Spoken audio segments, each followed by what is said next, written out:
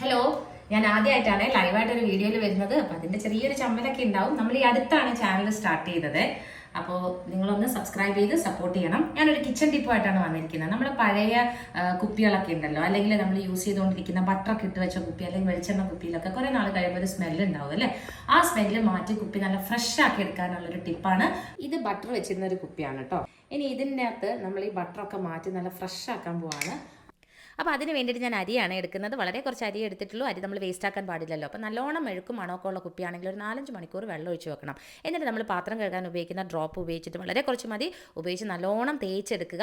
ഞാൻ സാധാരണ എടുത്തിരിക്കുന്ന സ്ക്രബല്ല ഇവിടെ ഉപയോഗിക്കുന്നത്. ഇത് ഓൺലൈനിൽ നിന്ന് വാങ്ങിയതാണ്. ഇതെന്താണെന്നുള്ളത് ഞാൻ അടുത്ത വീഡിയോയിൽ ചെയ്തുതരാം. അപ്പോൾ നല്ലോണം തേച്ചെടുത്ത് കഴിഞ്ഞാൽ ഇതിൻ്റെ മണമൊക്കെ പോയി നല്ല ഫ്രഷ് കുപ്പിയായിട്ടുണ്ടാവും. ഇതിപ്പോൾ ബട്ടറിൻ്റെ മണമൊന്നും നോക്ക്. സൂപ്പർ അല്ലേ? അപ്പോൾ ഇതുണ്ടോ, നല്ല ക്ലീനായി. അപ്പം ഇതൊന്ന് ട്രൈ ചെയ്യാം. Thank you. ബൈ.